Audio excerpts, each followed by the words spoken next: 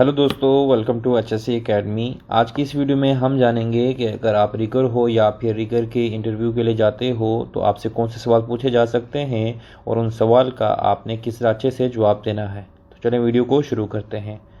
दोस्तों, वीडियो को शुरू करने से पहले आपको ये बात अच्छे से ध्यान में रखनी है कि ये जो क्वेश्चन और आंसर हम इस वीडियो में जानेंगे ये सिर्फ रिगर के लिए ही नहीं बल्कि उनके अलावा अगर आप क्रेन ऑपरेटर या लिफ्टिंग सुपरवाइज़र हो या फिर आप सेफ्टी पर्सन हो तो उनसे भी ये क्वेश्चन पूछे जा सकते हैं। और ये जो क्वेश्चन हैं वो सिर्फ आपको कंट्रीज जैसे पाकिस्तान या इंडिया वगैरह के लिए नहीं बल्कि जो गल्फ कंट्रीज़ हैं अगर वहाँ पर आपका इंटरव्यू होता है तो ये क्वेश्चन वहाँ पर भी पूछे जाते हैं। तो आपने इस वीडियो को ज़रूर आखिर तक देखना है। सबसे पहला क्वेश्चन जो आपसे पूछा जाएगा वो ये है कि टेल मी अबाउट योरसेल्फ, और ये हर इंटरव्यू में ज़रूर पूछा जाता है। तो इसका जवाब आपने देना है। सबसे पहले आपने अपना नाम बताना है, फिर आपका जो क्वालिफ़िकेशन है वो आपने बताना है, फिर आपका जो टोटल एक्सपीरियंस है वो आपने बताना है, और उसके अलावा अगर आप किसी चीज़ में एक्सपर्ट हो तो वो भी आपने ज़रूर बताना है। फिर उसके बाद का जो क्वेश्चन है वो पूछा जा सकता है कि एक रिगर की क्या रिस्पॉन्सिबिलिटी होती है। तो आपने इसका जवाब देना है कि रिगर का ये काम होता है कि जो भी स्लिंग काम के लिए इस्तेमाल कर रहे हैं तो वो प्रॉपर्ली चेक करना होता है कि अगर उस स्लिंग में कोई डिफेक्ट ना हो। फिर उसके बाद आप बता सकते हो कि स्लिंग का जो एंगल है वो करेक्ट है कि नहीं, ये रिगर को इंश्योर करना होता है ताकि स्लिंग के ऊपर कोई भी स्ट्रेस है उसको अवॉइड किया जा सके। फिर बताना है कि जो लोड का वेट है वो रिगर को ज़रूर पता होना चाहिए। रिगर को ये मेक श्योर करना होता है कि प्रॉपर लिफ्टिंग गियर का ही इस्तेमाल हो रहा है कि नहीं। फिर बताना है कि जिस लोड को लिफ्ट किया जा रहा है वो जो लोड है वो सिक्योर है, स्टेबल है और बैलेंस है क्या, वो मेक श्योर करने की ज़िम्मेदारी भी रिगर की होती है।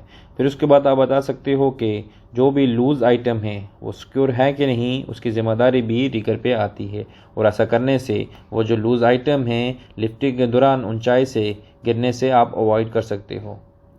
फिर उसके बाद आपने बताना है कि अगर लोड स्लिंग के कॉन्टैक्ट में आता है, ऐसा अगर आप देखते हो तो वहाँ पर आपको एज अ रिगर पैडिंग का इस्तेमाल करना होता है।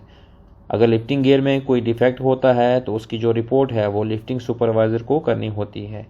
तो ये एक रिगर की रिस्पॉन्सिबिलिटीज़ होती हैं, आपने इंटरव्यू में बताना है। फिर उसके बाद आपसे पूछा जा सकता है कि रिगर के कितने टाइप्स होते हैं according to rigging load capacity. तो उसके लिए आप आंसर दे सकते हो कि जो रिगर 3 होता है वो रिग कर सकता है 10 टन तक के लोड को। फिर उसके बाद आप बता सकते हो कि जो रिगर 2 होता है वो रिग कर सकता है अप टू 40 टन लोड तक, और साथ में वो डेवलप करता है लिफ्टिंग प्लेन को भी। फिर उसके बाद आप बता सकते हो कि रिगर 1 जो होता है वो रिग करता है सभी ही लोड को, और साथ ही में वो अप्रूव करता है लिफ्टिंग प्लेन्स को जो क्रिटिकल लिफ्ट के लिए बनाए होते हैं। तो इस तरीके से आप इस क्वेश्चन का जवाब दे सकते हो। उसके बाद का सवाल आपसे पूछा जा सकता है कि रिगिंग और लिफ्टिंग क्या होती है। तो उसके लिए आपने जवाब देना है कि रिगिंग जो है वो सिक्योर करता है लोड को ताकि जो लोड है वो प्रॉपरली आप उसकी हैंडलिंग और प्लेसमेंट कर सकें, और लिफ्टिंग जो है उसमें लोड को मूव किया जाता है एक पोजीशन से लेकर दूसरी पोजीशन तक, और इस तरीके से आप इस क्वेश्चन का आंसर दे सकते हो। फिर उसके बाद आपसे सवाल पूछा जा सकता है कि रिगिंग और लिफ्टिंग में स्लिंग क्या होता है। तो उसके लिए आप ये जवाब दे सकते हो कि रिगिंग स्लिंग को अटैच किया जाता है या फिर रैप किया जाता है ऑब्जेक्ट के अराउंड जिस ऑब्जेक्ट को आप लिफ्ट कर रहे हो, और जो लिफ्टिंग स्लिंग है उसका इस्तेमाल किया जाता है लिफ्टिंग डिवाइस या फिर क्रेन के साथ में ताकि जो भी ऑब्जेक्ट आप लिफ्ट कर रहे हो वो इफ़ेक्टिवली और सेफली लिफ्ट किया जा सके। तो इस तरीके से आप इस क्वेश्चन का आंसर दे सकते हो। फिर उसके बाद आपसे जो सवाल पूछा जा सकता है कि स्लिंग के कितने टाइप्स हैं जो लिफ्टिंग पर्पज़ के लिए इस्तेमाल होती हैं। तो इसका जवाब आप दे सकते हो कि जनरली लिफ्टिंग पर्पज़ के लिए 3 टाइप के स्लिंग इस्तेमाल होते हैं, जिसमें नंबर 1 आता है वायर रोप स्लिंग, नंबर 2 है सिंथेटिक वेब स्लिंग, नंबर 3 है चेन स्लिंग। तो इस तरह आप इस क्वेश्चन का आंसर दे सकते हो। फिर जो आपसे क्वेश्चन पूछा जा सकता है वो है कि वायर रोप स्लिंग की कितनी टाइप्स होती हैं। तो इसका जवाब आपने देना है कि सर वायर रोप स्लिंग की कई टाइप्स होती हैं, जिसमें आता है eye to eye wire rope sling, eye and thimble wire rope sling, eye and hook wire rope sling, eye and crescent thimble wire rope sling, और eye and slip through thimble sling. तो इस तरह जो है wire rope sling की 14 types होती हैं, और इंटरव्यू में अगर आपसे ये क्वेश्चन पूछा जाता है तो आप 3 या 4 वायर रोप स्लिंग की टाइप्स बताते हो तो इंटरव्यूअर जो है उसको पता चल जाता है कि आपको वायर रोप स्लिंग की टाइप्स का पता है। फिर आपसे जो क्वेश्चन पूछा जाता है कि वायर ऑफ स्लिंग की लोड कैपेसिटी आप किस तरह कैलकुलेट कर सकते हो, तो आपने इसका जवाब देना है कि सर वायर ऑफ स्लिंग की लोड कैपेसिटी का हमें पता चलता है, जो वायर ऑफ स्लिंग है उसके साथ एक टैग लगा होता है जिस पर लिखा होता है कि वायर ऑफ स्लिंग की लोड कैपेसिटी क्या है। और दूसरा तरीका है फार्मूला, और फार्मूला जो है वो है d² मल्टीप्लाई बाई 8।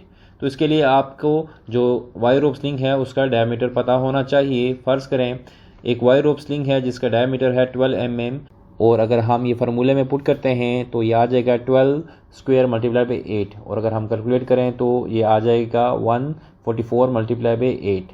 तो अगर ये मल्टीप्लाई करें तो आपके पास आ जाएगा 1152 kg, और अगर हम टन में कन्वर्ट करते हैं तो हमारे पास जो वैल्यू आएगी वो है 1.15 टन।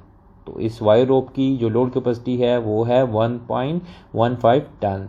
तो दोस्तों इन दो तरीकों से आप किसी भी वायर रोप स्लिंग का लोड कैपेसिटी मालूम कर सकते हो, और आपने इसी तरीके से इंटरव्यू में आंसर देना। फिर आपसे क्वेश्चन पूछा जा सकता है कि सिंथेटिक वेब स्लिंग की कितनी टाइप्स होती हैं, तो आपने इसका जवाब देना है कि सर सिंथेटिक वेब स्लिंग की भी कई टाइप्स होती हैं, और सिंथेटिक वेब स्लिंग की जो टाइप्स होती हैं वो बेस होती हैं कलर कोड पे।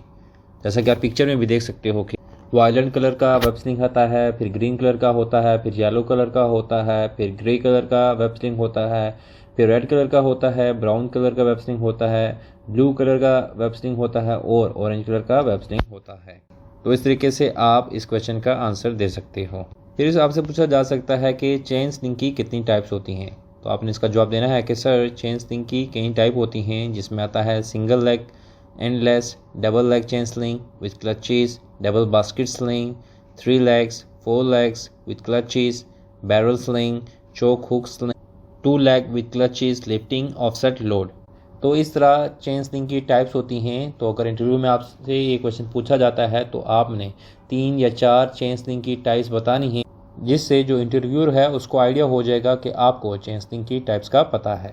फिर आपसे जो क्वेश्चन पूछा जा सकता है कि what is SWL and WLL, तो इसका जवाब आपने देना है कि SWL मतलब के सेव वर्किंग लोड, और WLL मतलब के वर्क लोड लिमिट। अगर इसकी डेफिनेशन की बात करें तो जो सेव वर्किंग लोड है वो होता है अमाउंट ऑफ वेट जो हम लिफ्टिंग डिवाइस के ज़रिए कैरी कर सकते हैं, जिसके थ्रू जो है उसमें ब्रेकिंग होने के चांस ना हो या फिर उसमें ब्रेक होने का खतरा ना हो, उसको सेव वर्किंग लोड कहा जाता है। और सेव वर्किंग लोड को नॉर्मल वर्किंग लोड भी कहा जाता है। अब सेफ वर्किंग लोड और WLL यानी कि वर्क लोड लिमिट में ये मेन डिफरेंस होता है कि SWL जो है वो पुरानी टर्म है, और आज में जो है वो सेफ वर्किंग लोड को कम्प्लीटली रिप्लेस किया गया है वर्क लोड लिमिट यानी कि WLL से, यानी अब SWL को ही WLL कहा जाता है। फिर आपसे क्वेश्चन पूछा जा सकता है कि लिफ्टिंग में शैकल क्या होता है, तो इसका जवाब आप दे सकते हो कि लिफ्टिंग शैकल्स एक ऐसी कनेक्शन लिंक होती है जिसका कनेक्शन होता है लोड लिफ्टिंग डिवाइस के साथ, जैसा कि होस्ट या स्लिंग और जो लोड आप उठा रहे हो उसके बीच का ये जो कनेक्शन होता है उसे लिफ्टिंग शैकल कहते हैं, जैसा कि आप पिक्चर में भी देख सकते हो। तो इस तरीके से आप इस क्वेश्चन का आंसर दे सकते हो। फिर आपसे क्वेश्चन पूछा जा सकता है कि लिफ्टिंग शैकल्स की टाइप्स कितनी होती हैं, तो इसका जवाब आपने देना है कि लिफ्टिंग शैकल्स की मेनली 2 ही टाइप्स होती हैं, जिसमें नंबर 1 पर आता है डी शैकल और नंबर 2 पर आता है बो टाइप शैकल, जैसा कि आप इमेज में भी देख सकते हैं। फिर आपसे पूछा जा सकता है कि डी शैकल की लोड कैपेसिटी आप किस तरह मालूम कर सकते हो, तो इसका जवाब आपने देना है कि सर हम डी शैकल के ऊपर जो WLL लिखा हुआ है उसकी मदद से हम पता कर सकते हैं कि उसकी लोड कैपेसिटी क्या है। लेकिन अगर आप इंटरव्यूअर आपसे कहता है कि फ़र्ज़ करो उस शैकल के ऊपर जो WLL लिखा हुआ है वो मिट गया है, तो आपको कैसा पता चलेगा कि ये शैकल की लोड कैपेसिटी कितनी है, तो आपने बताना है कि सर इसके लिए हमें उस शैकल का साइज़ पता होना चाहिए, वो भी इंचज़ में। अगर आपको पता है उसका साइज़, तो जो फार्मूला हमने पहले डिस्कस किया है d² मल्टीप्लाई बाई 8, उसमें उसका साइज़ पुट करके हम उस शैकल का लोड कैपेसिटी मालूम कर सकते हैं। तो इस तरीके से आपने इस क्वेश्चन का आंसर देना है। फिर आपसे क्वेश्चन पूछा जा सकता है कि जो वेब स्लिंग है उसका लोड कैपेसिटी आप किस तरह मालूम कर सकते हो, तो इसका जवाब आपने देना है कि सर जो वेब स्लिंग होती है उसके ऊपर नंबर ऑफ़ लाइंस रहती हैं। फ़र्ज़ करें जो वेब स्लिंग है उसके ऊपर अगर 1 नंबर ऑफ़ लाइन है तो उसका जो लोड कैपेसिटी है वो 1 टन है, और अगर उस स्लिंग के ऊपर 2 लाइन हैं तो उसका जो लोड कैपेसिटी है वो 2 टन है। और दूसरे तरीके से हम जो वेब बेल्ट स्लिंग है उसके कलर कोड की मदद से भी उसका लोड कैपेसिटी मालूम कर सकते हैं। जैसा कि आप पिक्चर में भी देख सकते हो कि जो वायलेंट कलर है उसका जो WLL है वो 1 टन है, ग्रीन कलर का 2 टन है, येलो का 3 टन है, ग्रे का 4 टन है, रेड का 5 टन है, ब्राउन का 6 टन है, ब्लू का 8 टन है और जो ऑरेंज है उसका 10 टन से अबव है। तो इस तरीके से आप इस क्वेश्चन का आंसर दे सकते हो। तो दोस्तों उम्मीद करता हूँ आज की इस वीडियो की मदद से आपको अच्छे से समझ आ गया होगा कि रिगर के इंटरव्यू के लिए कौन से क्वेश्चन पूछे जा सकते हैं और आपने उस क्वेश्चंस का किस तरह अच्छे से जवाब देना है। तो मिलते हैं अगली वीडियो में एक नए टॉपिक के साथ, तब तक के लिए अपना ख्याल रखें। Good bye.